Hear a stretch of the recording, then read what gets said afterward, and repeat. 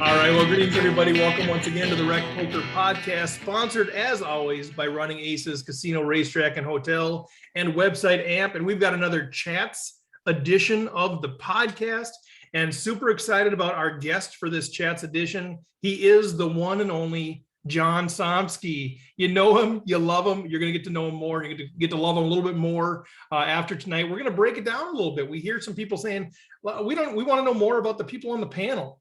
All right, let's start with the great one, Mr. John Somsky. He's our home games director. He's our ambassador at AnteUp Magazine. Not our ambassador. He is an ambassador for AnteUp Magazine. I can't take credit for that deal. He is the nicest guy in poker. You know him as one of the panelists. So we're going to break it down and chat with John a little bit in a second here. But before we do that, let's introduce the panel. My name is Steve Fredland. I go by RecPoker Steve.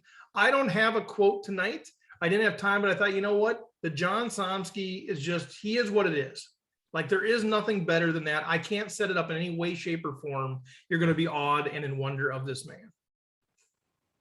Tough act to follow, but I'm Jim Reed, Bluffsterini in the home game, and you can find out about me and all the other wizards on the Wrecking Crew by going to rec.poker/crew.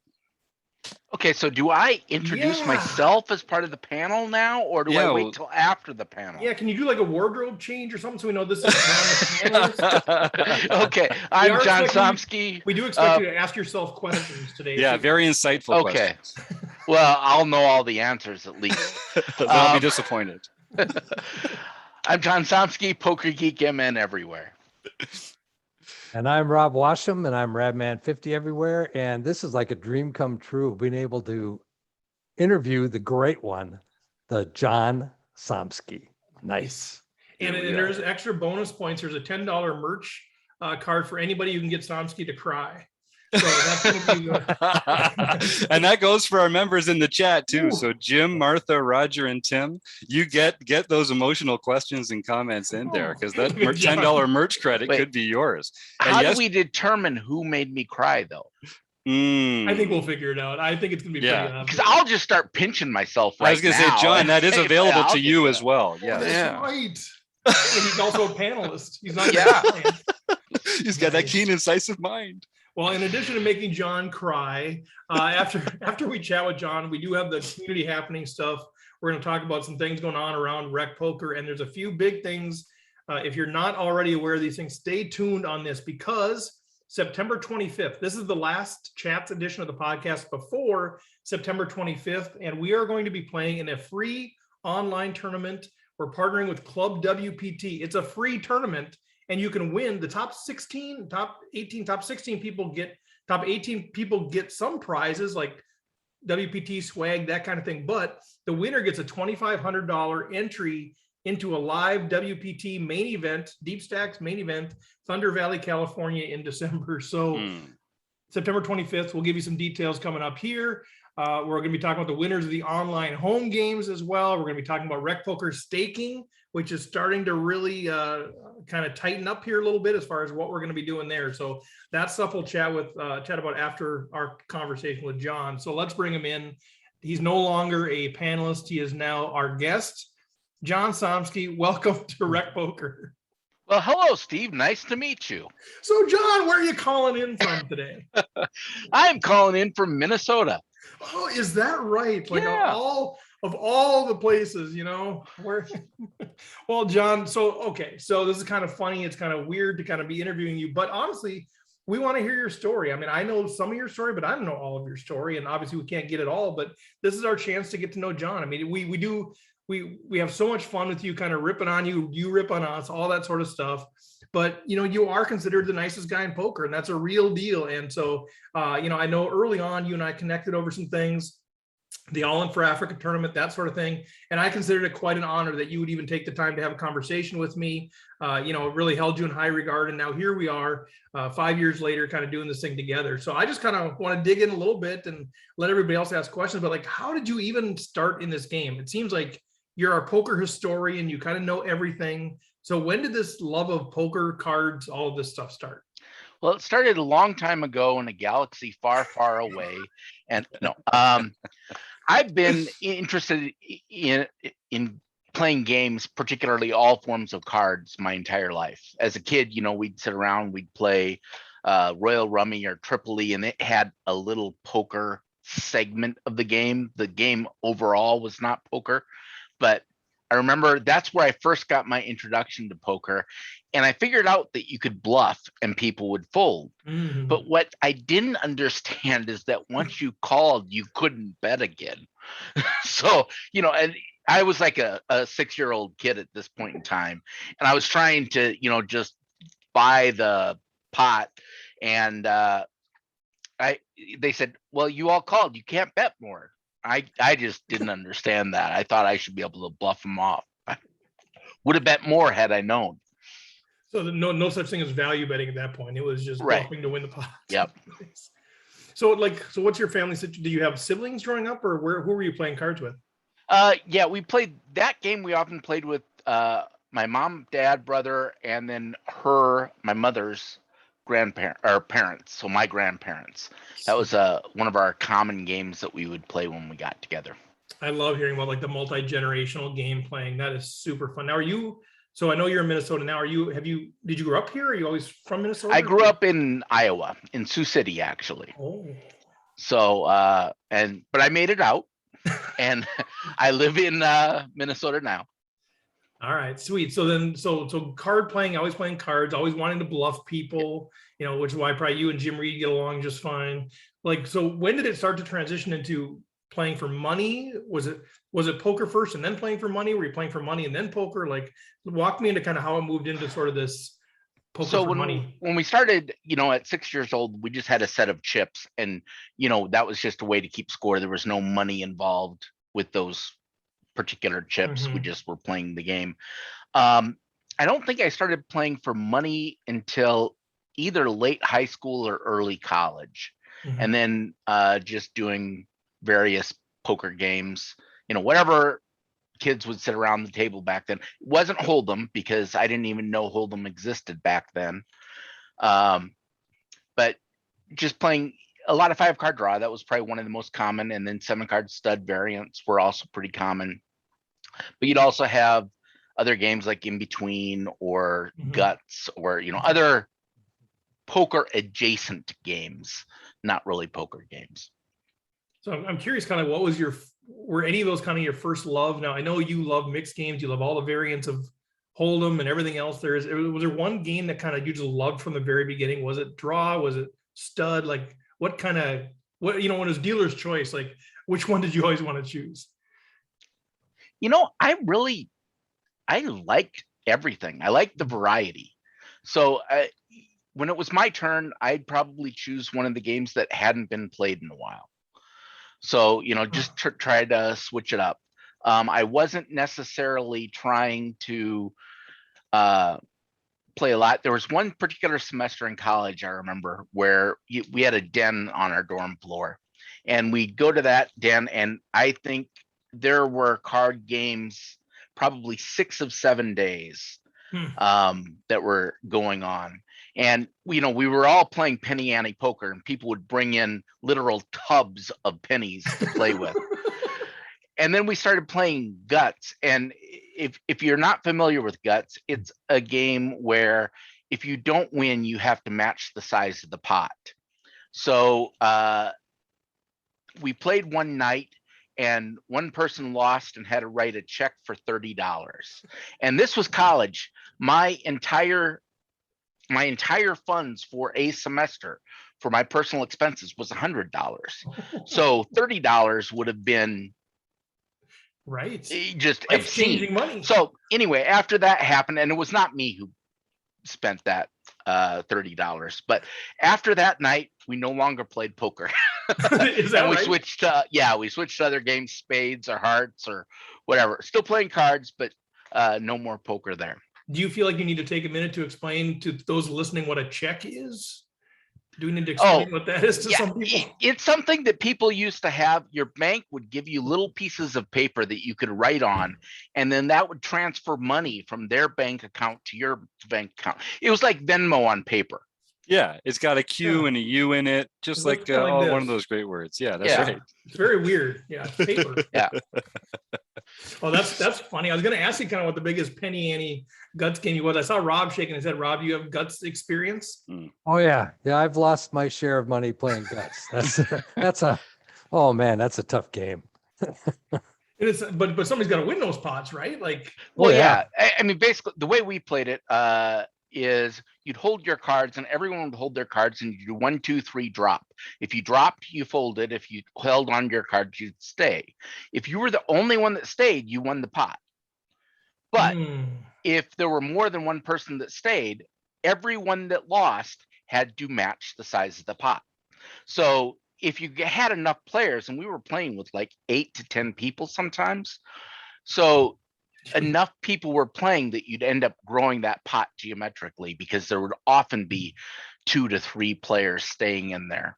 it seems like sort of that seems like the introduction of GTO for you, in a sense of like, it's almost like rock, paper, scissors. Like, how often do you hold? How often do you drop your cards? And somebody like you, I mean, you could be exploitable if they know you love to bluff or whatever. So it feels like probably ingrained in the guts game is sort of this knowledge of balancing and GTO and stuff, right? Yeah, a little bit of it. Am I giving you too much credit? Well, I mean, back then I was just more about having fun. Right. And, right. I was definitely trying to win money, and I was trying to make good decisions. But I don't think I was particularly better than anyone else at that point in time. But it feels like just sort of a reps thing, right? You kind of learn, okay, I can't hold every time. I've got to at some point drop. But I already had good, I mean, I played a ton of cards growing up, different games, not poker. So, and you kind of get a feel for card games. And I do think some of those skills kind of match, where you understand a little bit of probabilities, you kind of get an intuition and a feel for them. And of course, once I graduated, so I got an internship with Control Data, and that's what got me up here from Minnesota. I went to school at Iowa State. And then as soon as I graduated, there was a group of people that played poker. So I joined their poker game. I was the youngest run. Most of them were like 20 years older than I was at the time. And I was playing in their game and totally intimidated. It was a $100 to $300 buy-in. $100 to $300 buy-in. Yeah. And I always bought in for 100. But at the time, coming straight out of college, that was still a lot of money for me. Sure. I was not comfortable. I mean, I could afford it. There was nothing wrong with me losing that $100, but it was not a comfortable stake for me to play. But that's also, that group started running poker tournaments. That's the first time I played a poker tournament. A little bit different. They went with some of the older rules. It was a 5-card draw, California draw tournament, high-low. And you'd play down to where you had 3 players left, and then those players got whatever money was left in front of them. So the chips actually had face value. And rather than having set payouts, you'd just get, when you got down to 3, you got what was there. So that was your sort of your intro to tournament poker, was right. And it Control Data folks. It was the first time that I realized that it was a form of poker that could be played without having money on the line, and you could still play well. If you play poker, cash game poker, without money on the line, or if you're not keeping track of your chip counts, then there's really no point, because you need to keep score somehow. And with the tournament format, by being knocked out, that's a way of keeping score. You got knocked out before I did, therefore I did better than you. If you're sitting on the couch. Right, exactly. Then you're a loser. Exactly. Jim, did you have something? Yeah, I did. I was the same way, especially growing up and learning things. Like, losing has to hurt, or else I'm not going to take it seriously. Like, there has to be some sort of negative reinforcement. And winning should be, you should have more fun winning than losing. So I'm with that now. So John, I also loved playing card games growing up. My mom and my brother and I would play a lot of games. And I also played a lot of money games in high school just for fun. I liked euchre and spades and hearts. What were some other games that you played or that you really enjoyed that you think sort of helps strategically as a poker player later? I played 500, euchre, spades, hearts. There was another 31, which is a 3-card game. I think they all help out a little bit in different ways. I mean, nothing is as going to help poker as much as poker, but getting used to drawing cards, getting used to holding cards and not revealing your hand to the other players at the table.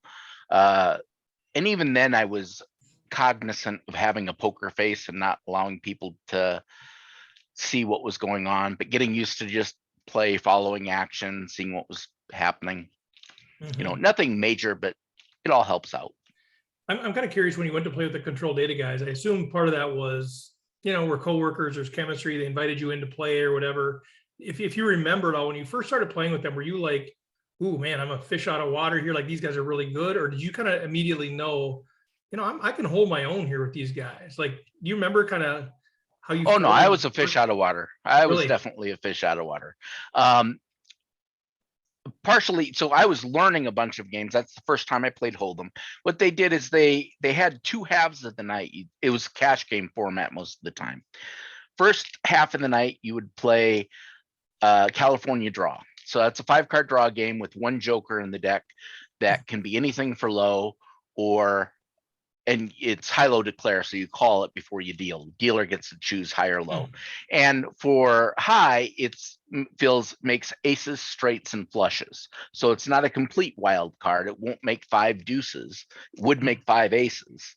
But other than that, that's how that works. And that's so you play that the first half of the night, and then the second half of the night they played garbage games, which included things like Hold'em, Omaha, Crisscross, which is kind of a Hold'em-like game, just have 2 different boards.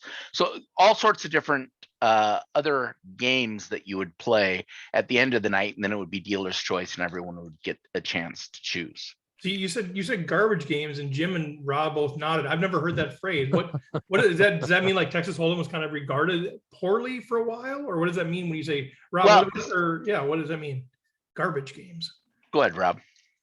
Well, we used to play a lot of garbage games, and that would be things like spit in the ocean. Baseball was another one. You know, we played all these stupid games where there was random wild cards for some reason. There was split pots sometimes. There was a game where if you paired, you know, it was a 7-card game that everything was dealt 7 cards down, and then you'd flip up your cards. And if you paired a card, that would now be wild until another card gets paired by somebody else, then that card would be wild. And so the wild card would change during the middle of a game. I mean, it was just craziness. Yeah, that was like no strategy, just whoever had the best hand won. Yeah, like the cousins game at my place too, and up at the cottage. That was it. Follow the Queens and Black Chicago, and what was it like? Chicago. Yep. Black Jacks and the Man with the Axe. Pair of Natural Sevens takes all. There's a bunch of these like just like made up games that half the skill, which is knowing what wild cards we're going to play by the end of the hand. It is kind of fun, but it's not. Like it's totally not real. Missed out on my whole life. Like I don't know any of these things. It feels like it would take me an hour just to learn the rules. Of what it probably would for some of them. Does that mean like, so did by garbage though? Was it sort of derogatory? Like these are just sort of random luck-based games, and so I'm curious, John. Yeah, it was just 5-card draw was just considered. That's what normal poker is, and then you'd have other variants. It was, and garbage was just a way of collecting everything else up together, right? Okay. And some of them weren't obvious. I mean, some of them were actually casino offered games like Hold'em and Omaha. It was played a spread limit, so it was a $1 to $5 spread, I think, for the bets. But you could have, you know, multiple bets. I don't believe there was a cap.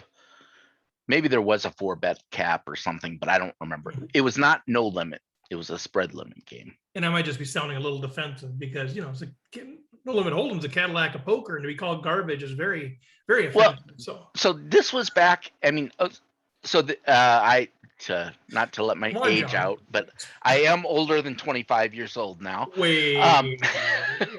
So this was would have been 91 or 92 when I was playing in this, and at that time I had never heard of Texas Hold'em. Yeah. You know, I had heard of 7-card stud, but I'd never heard of Texas Hold'em or played it prior to being in this game. So I thought it was just the game they had made up. I didn't understand the history of it at that point in time. It's a garbage game, right? Yeah, Man, exactly. can you guys hear I got thunder and lightning happening? Yeah, I did hear that. I heard Wow. that. That's crazy. And if I lose power, somebody else take over. Rob? Back in the early 90s, I was in Vegas and I wanted to play poker. And so I went to a poker. I didn't even know what casino I was in at the time. It was, we go casino hopping. Anyway, there was a poker game going on. So I got in and it was 7-card stud. They didn't even have Hold'em they didn't even offer Hold'em at that time. All they had was 7-card stud. That was the only game anybody played. So Hold'em really came into prominence probably towards the late 90s, early 2000s, especially when they started televising the World Series of Poker and it became more, people found out what it was. I remember going to Canterbury back in the early days, they'd have 2 or 3 7-card stud tables going. Now it's almost impossible to find a 7-card stud game anywhere. I'm muted there. Sorry. Yeah. No, so I Somsky myself, just in your honor, John. I tried to unmute and apparently I clicked it twice, but I'm kind of curious, and I know everybody that listens to the show knows that you're a humble dude and all this sort of stuff. And I appreciate that so much about you, but you've got some serious chops at the table. You do. And I'm kind of curious, when in your poker journey did you sort of feel like, you know what, I'm good at this? And I know there's always room for improvement and all that sort of stuff, but do you remember, was there a moment, was there a period of time, was there something when you're like, I think I got what it takes to be competitive in this? Not that you turned pro or anything, but just when did you know that you were good at either Hold'em or mixed games? Well, despite how humble I come across as, despite my humility, there was never a doubt in my mind that I could be good at it. When I said I felt like I was a fish out of water, that was just because I did not have the years of experience that these other guys did. I remember there was one game we were playing, and now it just seems like the most obvious thing in the world to me, but I didn't understand it at the time. We were playing 5-card draw, and or maybe it was 5-card draw or a variant of that, but there were multiple betting rounds, and the guy kept on maxing and we did have a cap on bets. I think there were 4 raises. He kept on maxing it every single round, but he was drawing a card every single time. And I couldn't figure out why he would be betting so heavily without a made hand. Turns out he had 4 of a kind, and he was just exchanging the non-mattering card. So at that point in time, then I realized, wow, okay, there is some strategy here in this game. And I was starting to, and it didn't, now it's just like, obviously that's what you would do in that situation. And you just keep calling it like, this guy's such a fool. Right. And then I remember a few years later, I started running a home game myself with some other people, also from work, but a different group from work, not all of the same players. And I remember talking to one of the newer players and I said, well, I could call that first bet, but I could see it was going to be raised, and I didn't want to put all that money into the river. And he was saying, wow, it didn't even occur to me to think that far ahead. So, I could tell that I had grown as a player, that was just natural to me at that point in time, whereas it wasn't when I started. So when was that about? Like, how many years ago would you say you kind of realized, again, not about your ability, but sort of you kind of arrived in a sense of you're thinking through the game strategically? And I would say by about 95, after 2 or 3 years in the game, I was a fairly consistent winner in the game. And I don't think I was necessarily the best player. The biggest lesson I needed to learn is my tolerance for action and swings was higher than everyone else's. Ah. And one of the downsides of that is I would end up losing more money on my losing hands than people would lose to me on my winning hands. Mhm. So I started to understand that while my tolerance is higher, I really have to adjust my tolerance towards theirs. In other words, you're really playing the range of hands that they have that they Mhm. would be putting that type of money in. I didn't think about it in those terms, but that's really what it was. Well, that, you know, I guess we found our author for chapter 2 of my book, or the RecPoker book. So chapter 2 is win small, lose big. So I think that's, I still haven't found the author for chapter 1 is drawing dead and getting there. I'm still not sure who's gonna. Oh, that's author definitely that. me. That's got to be me. That can't be me. When I'm drawing dead, I never get there. I get there all the time, like drawing dead. Like I'll be sitting there like putting money with a nut flush draw, and the guy's already got a full house, and I'm like, let's go. And then I get there, and boom, there it is, drawing dead, and I got there. The giver, Doug Grayback, could be the author of that as well. Yeah, But that's the problem is right. you get there and you still lose. That's a problem. You're drawing dead, you get there, and then you just pile in money. Drayback gets there and wins. It's true. Yeah, you're not doing it right, Steve. That's Yeah. That's pretty well. Jim, Rob, okay, you guys, other questions for John? I'll shift gears otherwise, but you guys got questions for John? I'm curious about his history with AnteUp Magazine and that sort of thing. Yeah. So in about 2004, 2005 timeframe, I started listening to podcasts. And excuse me, AnteUp Magazine was one of the first podcasts out there. I think it was maybe like the second or third that was out there. It's probably the oldest one that is still running right now. And so I started listening to the podcast, then I got involved in the community, and then they started having their APES series, AnteUp International Poker Series. And there was a guy there who was doing the scorekeeping for it. And it would take him like 2 or 3 days to report the scores after the events. And I wanted to know before then. So I offered, say, hey, you know, you're a little busy here. How about I do that reporting for you? So I kind of took over the series after that and started running the reports and recording the results for everyone. And so I got involved with that. And then once they expanded to Minnesota, I became the ambassador for Minnesota, and I've been doing that ever since. Which tell us a little bit about what does that involve as the ambassador? So it's really not as big of a deal as it sounds. Basically what it means, well, first of all, they haven't published a magazine now since March of 2020. So I haven't really done anything since then. But you were writing articles and stuff for them. Right. I cover Minnesota. Yep. So whatever big so whenever Canterbury or Running Aces, or occasionally it was Turtle Lake, or, you know, like when MSPT went elsewhere, I'd cover that as well. But I'd report that into the magazine and write up the results of those. And it started off, I could kind of, when they first expanded, they allowed everyone to write about 1,000 words. So I could write some pretty decent articles, but then it kind of got truncated down as they had all of this extra content and they weren't getting the advertising, the same level of advertising as they were seeing out of Florida where they started. Mm-hmm. Then they had to cut it down. So I got about 250 words. So just write 250 words over whatever's happened in the community or in Minnesota for the month. Mm-hmm. Is that something that's really, go ahead, Rob. That AnteUp Magazine is how I became aware that John Somsky was the guy, because I used to pick up the AnteUp Magazine in the casinos, you know, at Canterbury or Running Aces, wherever. They'd have the little rack where they'd have the magazines. I'd open it up and, oh, there's a section about Minnesota. Oh, who's this John Somsky guy? Mm-hmm. You know, and so I was following and reading John Somsky's stuff long before I ever met him in person. And then I started following him on Twitter long before I ever met him in person, because of my, you know, I found out about him by his AnteUp Magazine content.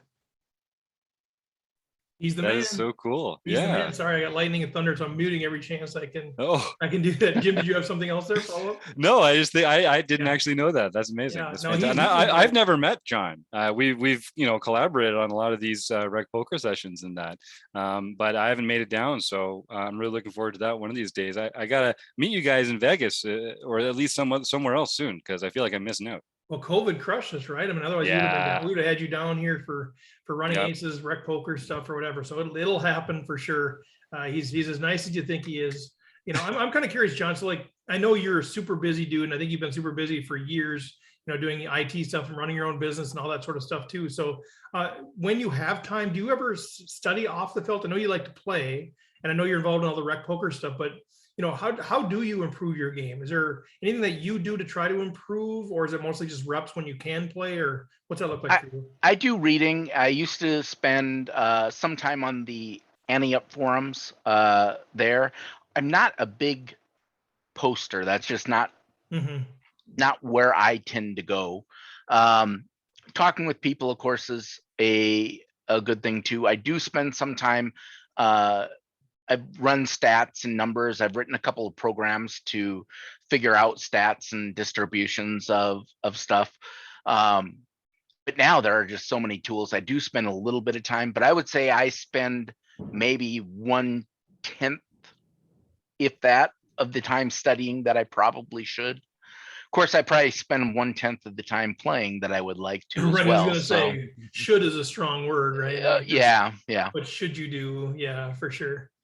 So what's coming up for you? What are you looking forward to kind of in the poker world right now? Like, is there anything, events coming up, or anything, like if you ever get a spare minutes, like what are you looking forward to in your poker career and experience?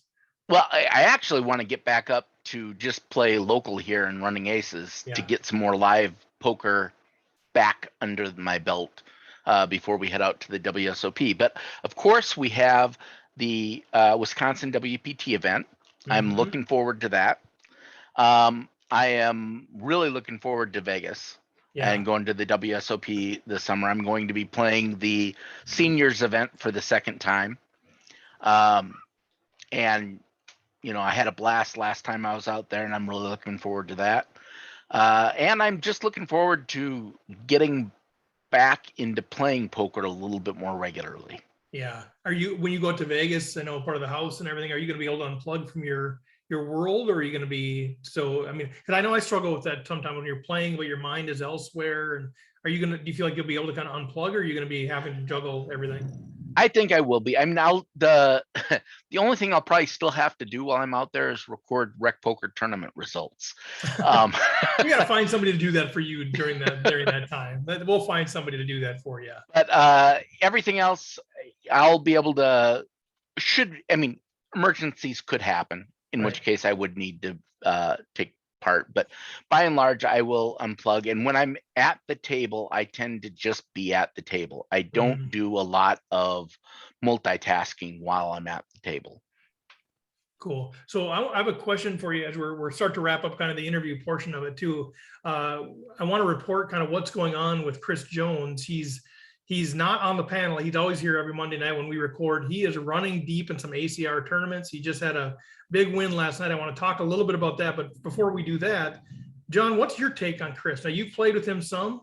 I'm kind of curious from your perspective, and maybe Rob and Jim too, as you guys have played with Chris. I think he's a beast, right? Like I've played with him, but I have, given my standards, I think everybody's a beast. But I'm kind of curious, like, where you guys, like, what is his strengths? We don't need to give away any secrets about Chris, but what do you think he does really well that makes him so good at the table? Maybe we'll start with John, and then Rob and Jim, if you want to chime in, feel free. Well, what's interesting is he seems really nice and a mild-mannered kind of guy. But when he's at the table, he's pretty much playing for blood. Yeah. And he's very good. He spends a lot of time thinking about it. That's one of my favorite things about being part of RecPoker is being here and taking part in these conversations. Even though I'm not doing a ton of active study, just having those conversations and listening to what people are saying and trying to participate in them have helped me a ton. Just kind of reminding me, I had problems where I would understand a concept, but I wouldn't be able to remember to apply it at the table. And I think it was just because the level at which I understood it was kind of more at a surface level. So by the time I got to the table, there was too much going on and I couldn't do it. Whereas having the conversations repeatedly over the same topics, I've kind of ingrained some of those. And I think Chris has been one of the people that I've listened to the most with regard to that. I think he's got a really good overall concept of how all of the pieces of the game fit together. And he is deceptively good. He doesn't look intimidating, but he plays intimidating. I love that. What do you guys think? I think that, you know, he, as the content director here at RecPoker, he's so systematically able to give those concepts, you know, this, you do this, then you do this, and you do this, and you do this. And because that he's able to do that, I think that he's pretty much ingrained all of those things into his own playing style, so that he can actually take those concepts that he's teaching every month and actually apply them at the table. And he's proven it over and over again that he can do it. I know that he was having some success on the live theater before the, you know, pandemic. And so, and he really just started playing online since the pandemic. I don't believe he played online before that. So what he's doing now is he's applying everything that he's learned over the course of his live experiences, and then what he's been doing with RecPoker and his continual study and his continual growing with the game. And he's really be turning into, like you say, a beast. Yeah, something that I think he has in common with the best players is he and like these guys have already kind of said it best, but he has a plan for every action. He knows where every action fits in his overall plan, so he can visualize his entire range and the range of his opponents. He knows what parts of his opponent's range he's trying to affect with bet sizing and things like that. And he's measured and considered. And there just aren't a lot of things that happen by accident with Chris. Plus, he's got that overpowering smell that really gets people off their game, I think. And that is not to be underrated. No, that is a powerful force. Yeah. It's a powerful force. Well, And how would you know, Jim? You know I'm joking because I've never met the guy. That's a good point, Rob, actually. Yeah, I guess maybe I said too much about him. I guess. I don't know. Well, so give an update on kind of where he's at, and I'll probably screw this up. But so here's the kind of run that Jonesy's on. He doesn't get to play all the time. Like, he works full time. He plays on the weekends when he can. But I didn't even realize this until today. I thought he was running deep in 2 tournaments. I thought he was in 2 tournaments or whatever. Today, I heard about that. And then I go back on Discord. I'm like, wait a second, did I see this right? So last night, which was Sunday, September 12th, 3,532 entrants, 50 plus 5 buy-in. He wins a thing. He wins it. I didn't even realize it. He won it for like 21 grand. And that's not all, folks. So then he plays this satellite, $50 satellite into a $600 main event. So he's playing some $600 main event. And if you see Tim giving us updates in there, he can probably, Tim Fritz is going to give us some updates in the thing, but where is it? So in the it's the $100,000 to win this thing. There's 18 left. He's 14th. He's in this thing with like 18 left. And I'm looking for, where's the payout on this thing? Tim, if you can put in the chat, like what's his locked up? So it's like 100 grand to win, but he's got, I think he said he got 6,000 locked up, and the next pay jumps another 800 at 17, the next one to bust out. Okay. So he's running deep in that. And then he's in another tournament. That's like, was it another $50 tournament or something like that? I don't know. I get so confused, but he's in another tournament running super deep, like 30th with 150 people left. He's got a bunch of money chalked up. So $250 entry on $150 nice. Guaranteed. I don't know what he's got locked up, but he's running super deep. So just super excited for Jonesy. And I know I should have had my stats all. I was trying to get last minute updates, and then I could have just said, here was the update as of 40 minutes ago. But I wanted it real time, but he's still in them. sits off the money in that one, but he's sitting good. Yeah, I think he was like in 13th place or something like that. So Amazing. anyway, so Jonesy, and I know Jones, he'll say, man, being part of the RecPoker team and doing the content and being surrounded by you three geniuses, especially because you guys are having all these conversations about stuff, has made his game stronger. And so it's super cool to see kind of where he's going with this game. And I still don't know who it's going to be on the core team, but one of them is going to win a bracelet. Yeah, I don't know I if think it's one so. of you guys or Moss or Jones or what, but I think it's going to happen. So Somsky, I'll put you on the spot there. I guess I was going to put you on the spot too, as we kind of come back to you, and then we'll close off the interview. You can only pick one. All right, you can only pick one. Who's your RecPoker core team member? First one to win, I'll say a bracelet, but also any major event, an MSPT, the first $100,000 cash. Maybe you should pick Jones because he's on the verge of it. But like, who's your first $100,000 plus casher? And then I would say, I also want to know, I'll give you time to think about that. What is your favorite podcast of all time? You cannot say RecPoker, but like your favorite, because you listen to a ton of podcasts. I want to know what your favorite poker related podcast is of all time, whether it's still going or not. So those are your two questions. So for the RecPoker core team member, I think the two front runners are. You would say one. I will say one, but the two front runners would be Taylor Moss and Chris Jones. I'm giving Chris Jones the edge because Taylor Moss has young children. Oh, and that just takes a lot of his time away. That's true. And you're tired. You're just tired all the time. Right. So I think I would say Chris Jones would be the person that I would choose there. And for the second one, I think the most entertaining set of podcasts were the ones that were hosted. There were kind of a series of them that were kind of the same podcast that moved places, and it ended up as Poker Road Radio. And it was the circuit. It was the one that Scott Huff and Joe Stapleton hosted. There were like 3 different iterations of it. But those, I think, were the most entertaining. And it was back when poker was still new to me. This was back in like 2006 through 2008, and just really fun.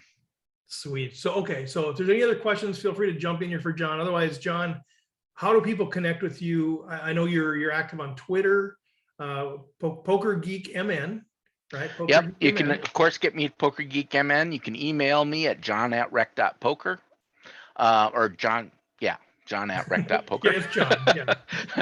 Yeah. And or hit me up on Twitter. Love it.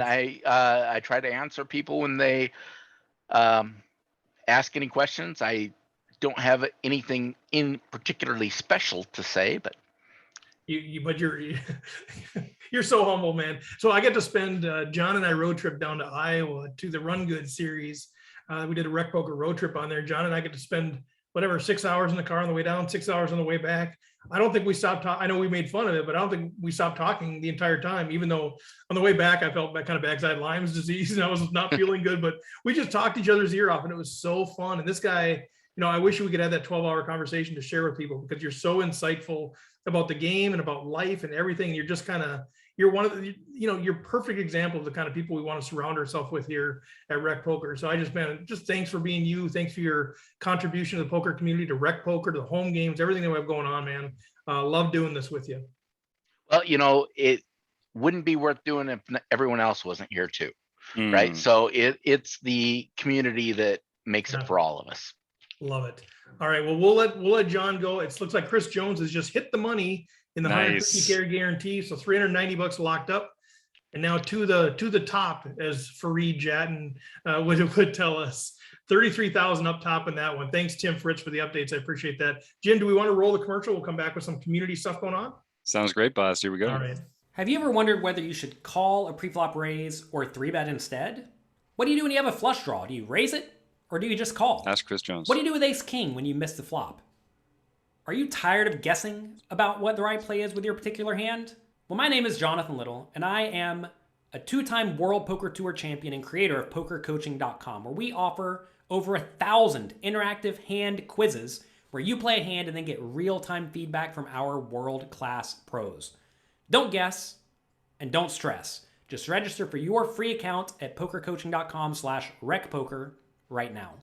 And there it is. Thank you, Mr. Little. Very nice. All right, guys. Normally we kind of reflect on the guest, but the guest is right here on the panel. So awkward. I don't know, but John, Well, seriously, thanks. That was awesome.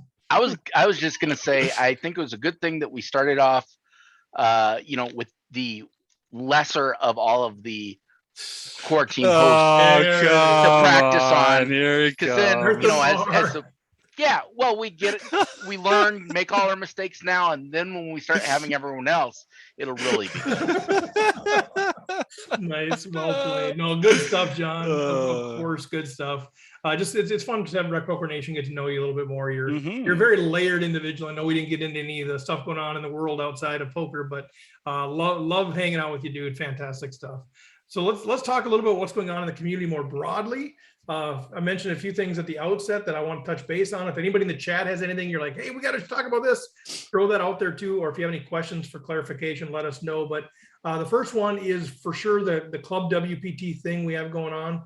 So this episode should be airing on September 21st, which means this coming Saturday, September 25th, Club WPT is hosting a free RecPoker sponsored event. And the winner of that tournament gets a $2,500 buy-in to a live WPT Deep Stacks event, Thunder Valley, California, early December.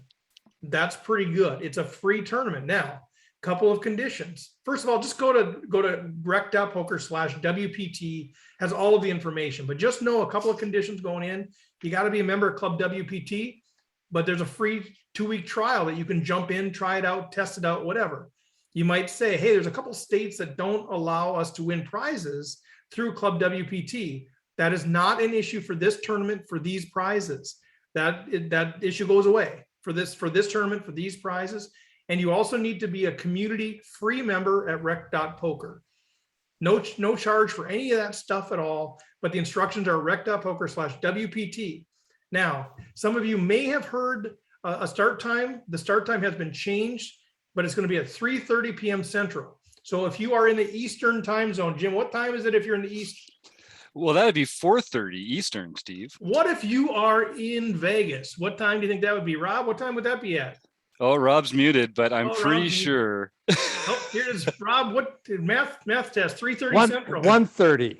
All right, so if you're in Vegas on the West Coast, it's 1:30. If you're somewhere in between there, I don't know, Colorado or wherever your mountain time zone is, it's 2:30. If you are in Australia, it's somewhere between like 6:30 and 8:30 the next morning. I don't know, like somewhere in there. But anyway, so the time's out there. Obviously, it's in Club WPT. Go sign up for Club WPT. Do us a solid. Do it through the RecPoker link. That way they'll know that you got there through RecPoker. That really helps us as we're trying to build credibility with the WPT because we have big plans to do big things with them.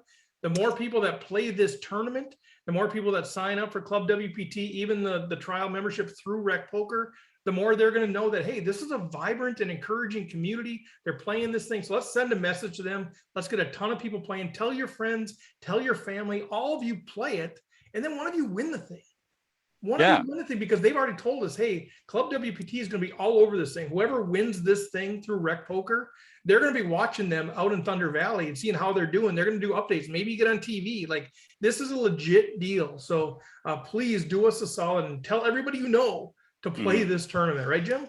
Yeah, that's it. I'm literally writing emails to my friends and relatives, all those Maynard cousins. You know, I'm coming after you. Come get a free RecPoker account and sign up for the free trial at Club WPT. If you use the code RecPoker, you get a bunch of free chips that you can use to win real prizes with, and you can play in this tournament for free. So all you got to do is sign up, and it could be you in California in December playing in a World Poker Tour event and being featured by this crew. Yeah. So all crazy your questions answered, rec.poker/WPT. We got frequently asked questions out there, but if there's any questions, man, reach out to Jim or I, Jim or Steve at rec.poker. It's not one email. It's not Jim or Steve at rec.poker. Jim at rec.poker or Steve at rec. What a nightmare. Oh, God. Whoever gets there first. So let us know if there's any questions, but seriously, man, we I know we do ask for things, but like this would be a huge thing for us and for the future of getting free WPT events or whatever down the road. Like this is a big partnership we want to build. Yeah, we don't really ask for many things that you can do for free that'll actually move the needle. But if you've been enjoying these podcasts or the YouTube videos or the free stuff that we put out there, this would be a great way to use your time to help us for free and sign up for this and get some other people to sign up for this free tournament. Because if we can make a good impression on WPT and Club WPT, we could get into this situation more often, give away more prizes, and it would be a great way for us to help the recreational poker world. And if you are no matter where you are, if you want a road trip to Wisconsin, so typically if you're in Minnesota, because it's one of those states, you can't play in that state. Now you're eligible for the prize. If you live in Minnesota or one of the few states that you can't normally win prizes for, you can win this prize, but you can't play in your state. You got to go to a different place. The IP address has to be somewhere else. So what that means for you who are in Minnesota, we have an Airbnb house that we have rented out. You don't need to stay overnight, but you can come over. It's in Hudson, Wisconsin. It's just across the river from the Twin Cities. If you want to do that, let me know. We've got room for a bunch of people. So email me, Steve at rec.poker. Say, hey, I want the address for the Hudson house.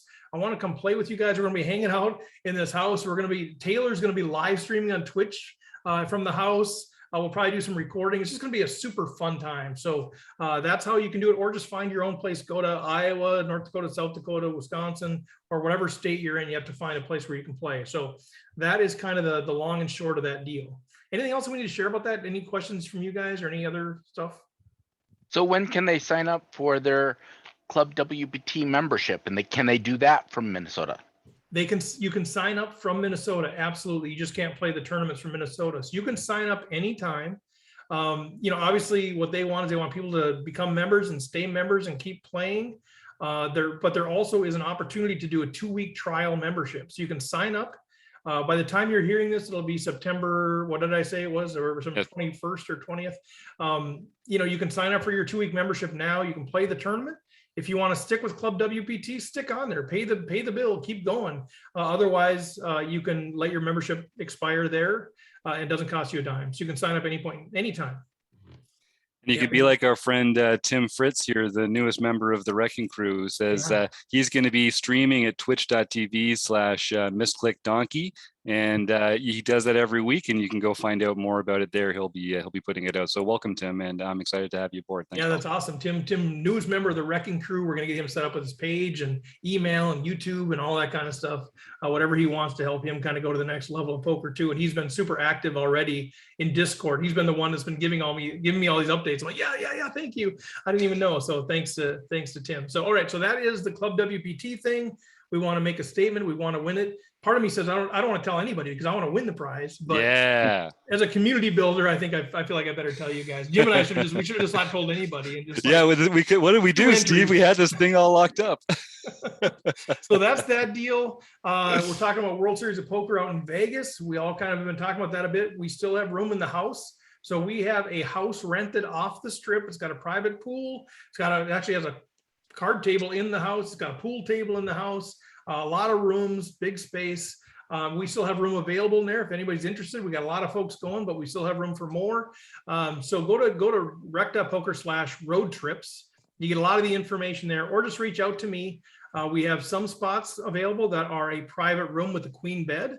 We have some spots available that are bunk beds in a shared room. So kind of whatever you want to do, whatever you want to spend, and I guarantee the price is going to be very competitive considering what you have to pay, out there on the weekends and such. So reach out to us on that deal. Let's see. And then the third thing I wanted to chat about is just related to that, but staking. So you've heard us talk about RecPoker Staking. It's starting to get solidified what that's going to look like. We've had so many moving parts and everybody's been kind of giving me input and we've been congealing that. I don't have like the final thing to announce today, but here's generally how it's going to work. It's going to be a pool of players that have been chosen, starting with the Wrecking Crew, moving to premium members. Different people say, hey, I want to be staked. And we have parameters and anyway, there's a pool. There'll be a bunch of money that's going to be allocated to a bunch of people to play certain pre-specified tournaments. And then investors can say, I want to invest in that pool of players. and it'll provide 30% staking to that player. So it's basically a 30% investment into that pool. And so all the details will be coming, but if you want to be staked, especially if you're a Wrecking Crew member or a premium member, let me know as soon as possible. It might actually be too late now, actually, now that this is going out. But let me know for future reference, because we want to lock this up soon. But there's going to be room for investors to get into that deal till the end of the month. And so just reach out if you have any questions. We do have rec.poker/staking that has information out there as well. So those are my 3 big things going on. Let me just quick check. I see in the chat, massive double in the 150K. Chris Jones, ace king greater than pocket eights. He's now 12th out of 83 in the 150K tournament. Nice. Will the staking be paired with road trips for non-WSOP? Yeah, we're looking at doing staking. So we piloted a thing down in Florida where we just did 3 different people at individual staking things that people could invest in. This is more of a bigger pool sort of thing. We think it's better for community building, diversification, and management. And then so we're going to test drive this thing from end of September till probably mid-November, whenever the WSOP is over. And then at that point, we'll reevaluate. My expectation is that we'll have a pool going forward with selected players that'll be able to play tournaments. That'll be part of this pool and be staked. So that is kind of the expectation, but we'll kind of assess at the end of this pilot. So with that, sorry, that was a lot. God, we had a lot of stuff going on. I'm sorry, everybody. At least we do it at the end so you can shut it down if you need to. But Somsky, we better turn it over to you for home game stuff. All right. Well, first and foremost, we do have our mixed game championship series. And Gloves 1010, Colin Anderson won his 2nd mixed game of the year. Good God. So he is coming close to Patty 98. Now, Patty 98 still has the lead. But one more win by him. I think there are like 3 people, him, Taylor Moss, or Chad McBean, are all within striking distance. And I think a win from any of those 3 would overtake Patty 98 unless he comes in 2nd or something like that. It would be fun to have a race in that one this year. Not Patty ran away with it. Patrick ran away with it so much last year. It'd be fun to have a race, at least kind of be able to look at the tournament, the last one, and see if somebody might catch him. Yeah, Mike Patrick, though, he's out there writing articles about mixed games for beginners and that sort of thing. He knows what he's talking about. He was putting some good stuff out there on Twitter today on Robbie's site as well. I saw he knows his mixed games. Yeah. Hey, John, well, maybe he'll be too busy doing that, so he won't be able to focus on playing. Right? Maybe. So probably. Let's get him busy. Let's get him playing is there a mixed game tournament the 2nd Wednesday of October? Yeah, that's what we got to do. Hey, John, real quick, maybe put you on the spot here, but I think, is Colin Anderson also in the run for like the No Limit Hold'em Player of the Year too? I know he was up there at one point. If you don't know right offhand, that's fine. But I know at one point he was like looked at maybe I can figure that out pretty quick here. Yeah. If you have those, I can look while you're doing other results or something too. He's definitely winning the Sunday night sweepstakes because I think he's won that 3 times already. As of right now, I believe he is in 1st place. Oh my God. Yeah, he has 254 points. And then 2nd place is Marbles Jam, who has 243. Jeff Kupferberg. And we should say, while we're talking about Colin Anderson, he's got a birthday coming up, RecPoker Nation. He does. It's October 10th. That's why Gloves 1010 is his name in the home game. And if you want to wish Colin Anderson a happy birthday on October 10th, you really should. But the one way you can wish him a happy birthday is by playing in the Learn Pro Poker Sunday night home game here at RecPoker, because Ryan LaPlante is going to have a bounty on him. If you take Ryan LaPlante out, you win a free month at LPP. And just like Ryan LaPlante, another fantastic poker player, Colin Anderson, will be playing on his birthday in that tournament, and he will also have a bounty on him. So if you take out Gloves 1010 on his birthday, it's a mean thing to do, but we like to encourage that kind of true taking it hard on each other behavior. I will personally send you one of those months of free learning at Learn Pro Poker. So tell Colin Anderson a happy birthday the hard way. Nice. So anyway, it's very impressive if someone actually manages to win both of our championship series in the same year. That's going to be a hard feat to beat. I'm glad we asked him to host the Reckies. We knew we were getting a hold of someone special. Well, I think everyone should just go out there and start to play harder in these games. And, because I want to be the first one to win both series in a year. And I'm not in a position to do that this year. So anyway, next sorry, we keep hearing, I'm getting these updates. I got to share. Jonesy won another big pot. 7th out of 81 now. Sorry, real-time updates that are like 8 days late. Yeah, Yeah, real time. that's okay. We want to so give live excited for updates him. for our Oh, he's week. 12th of 17 in the millie too. Okay, so he's bumped up a little bit there. This is exciting. Poor John. Yeah. Yeah, John. You So were for saying? nightly events, Benmar, Elizabeth Bennett Yeah. Martin got her 7th nightly victory of the Oh year. yeah, she's a killer. Foundry 37, Fred Jostis got his 2nd nightly victory of the year. Fergie 56, Kim Kilroy also got Hey. number 7. Wow. Jasper Jr., Patrick Barry got his 2nd for the year. That's bad. Rick the Good Dog, Rick Rock Omen, got his 3rd nightly for the year. And then Oh no. winning the first in our short deck series, Keck Geek Mark Kiki, Oh. this is Keck Geek Senior, Senior. got his first mixed victory for the year.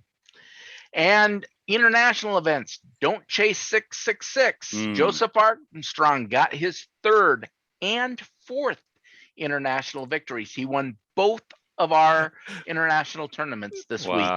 Wow. And then for LPP, we have Fancy Nancy 1130, Nancy Petschel. She's gonna win more before you get her name right. Yeah, that's well, right. you know, That the is thing how it is works. I just know her as Nancy. I know what she looks like. I talked to her several times She's at the card fancy. club. Yeah, but I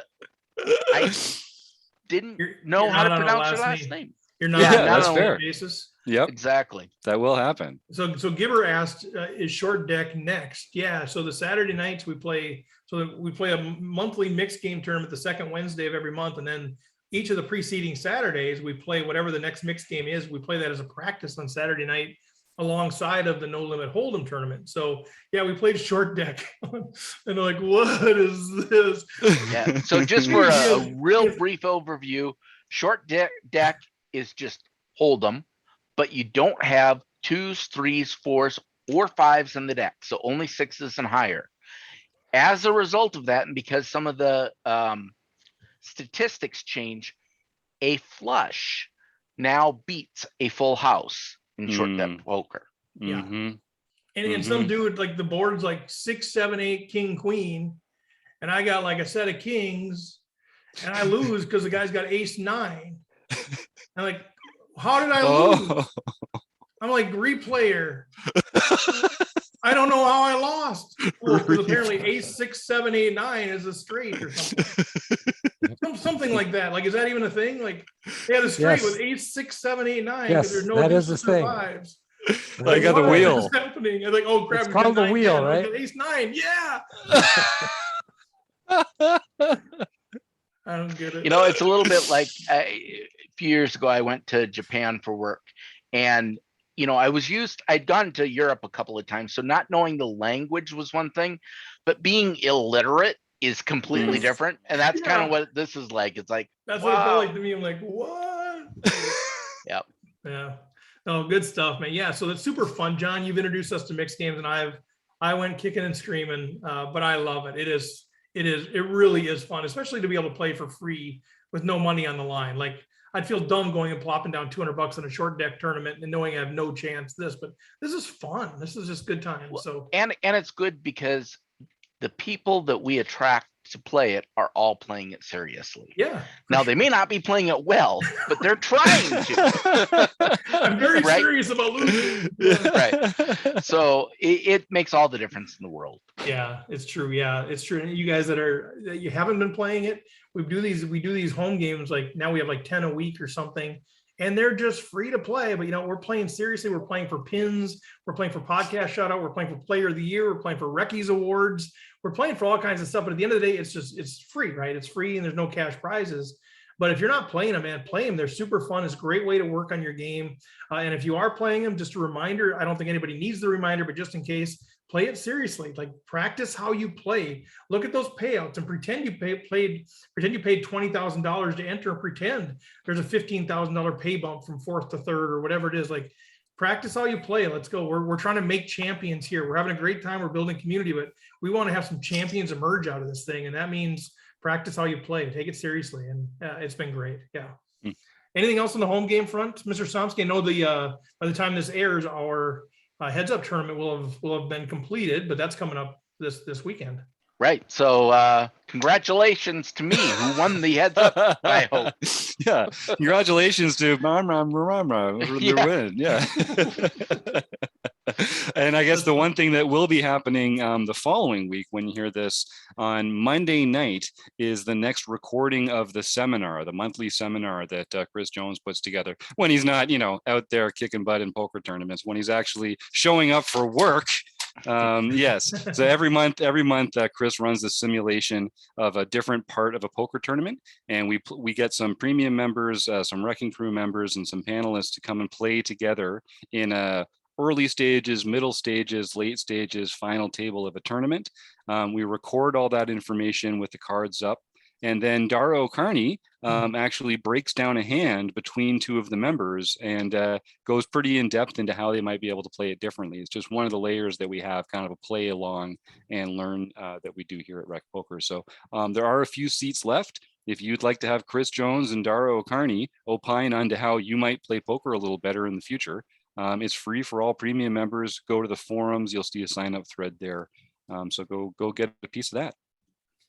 Fantastic. Anything else that we need to share? I just shot a note off to Tim here to see if we can get one last update on the Jonesy thing. I know it's kind of funny to think this is not going to be heard to eight days later, but I want these updates. I know he just said he chipped up again, but anything else that we need to update the folks on, whether it's we have Twitch live stream that happens normally on Thursday nights. That's going to be also streaming the Club WPT event.